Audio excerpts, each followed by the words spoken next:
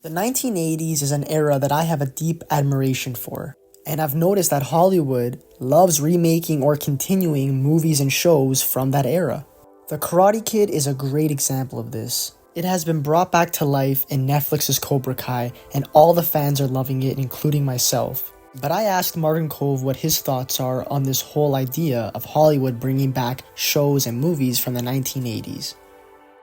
Well, the revivals come from financially successful pictures, usually, and Back to the Future is on Broadway now. And I was in New York last week, and I was surprised. No, I wasn't surprised. I guess Back to the Future was such a successful movie, but you have a variety of things that are based on the success of the first one.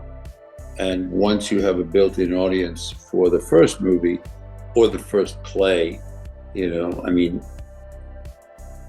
Kid is going to be on Broadway as a musical. It's called Karate Kid the Musical. And unless you have a successful movie, you have nothing to base it on. But you have all of your fans built in.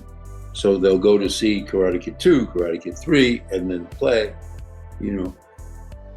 So once something is successful financially, you have a built-in audience for a sequel. So it's not so much the 80s. I think there's just a lot of successful movies of the 80s. And,